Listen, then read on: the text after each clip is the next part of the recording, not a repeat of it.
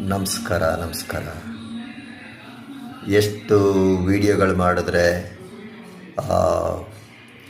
ವಿಡಿಯೋನ ಪೂರ್ತಿಯಾಗಿ ನೋಡಬೇಕು. ಮಧ್ಯದಲ್ಲಿ ಏನಾದ್ರು ಒಂದು ಮೆಸೇಜ್ ಇರುತ್ತೆ, ಇಲ್ಲ ಕೊನೆಯಲ್ಲಾದರೂ ಏನಾದ್ರು ಒಂದು ಮೆಸೇಜ್ ಇರುತ್ತೆ. ಸೊ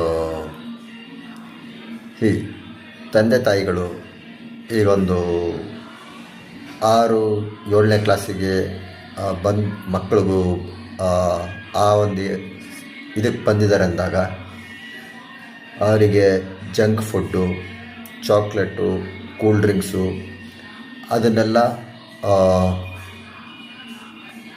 ಅವಾಯ್ಡ್ ಮಾಡಬೇಕು. ಲೈಕ್ ದಿನಾನೂ ಕೂಲ್ ಡ್ರಿಂಕ್ಸ್ ಕುಡಿಯೋದು ಅದೆಲ್ಲ ಒಳ್ಳೆಯದಲ್ಲ. ಹೈಪರ್ ಆ್ಯಕ್ಟಿವ್ ಆಗಿರ್ತಾರೆ, ಅದನ್ನೆಲ್ಲ ಇದು ಮಾಡಿದಾಗ ಪ್ರಿಸರ್ವೇಟಿವ್ಸು ಅದು ಇದು ಹಾಕಿರ್ತಾರೆ. ಸೊ ಮಕ್ಕಳು ಹೈಪರ್ ಆ್ಯಕ್ಟಿವ್ ಆಗಿರ್ತಾರೆ, ಆದರೆ ಏನು ಮಾಡಬೇಕು ಅಂತ ಅವ್ರಿಗೂ ಗೊತ್ತಿರಲ್ಲ.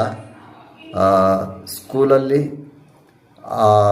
ಒಂದು 30-35 ಜನ ಮಕ್ಕಳಿದ್ರೆ ಫಸ್ಟ್ ಒಂದು 5-10 ನಿಮಿಷ, ಒಂದು 5 ನಿಮಿಷ ಅವ್ರನ್ನ ಎಲ್ಲರೂ ಕೂರಿಸಿ ಸುಮ್ಮನೆ ಮಾಡೋದೇ ಅದರಲ್ಲೇ ಟೈಮ್ ಆಗೋಗುತ್ತೆ.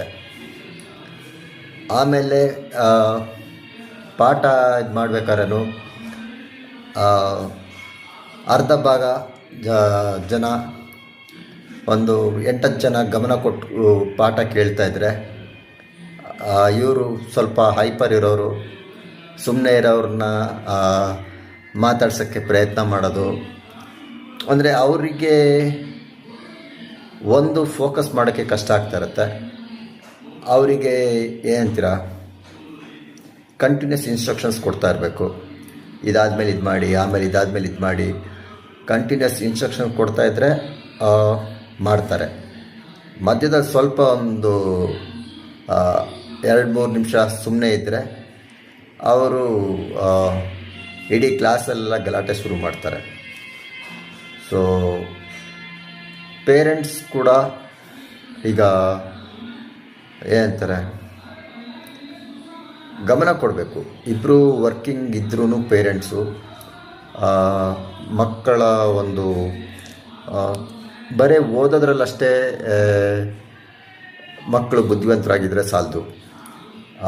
ಯಾವ ಪರಿಸ್ಥಿತಿಲಿ ಹೇಗೆ ಮಾತಾಡಬೇಕು, ಎಲ್ಲಿ ಸುಮ್ಮನೆ ಇರಬೇಕು,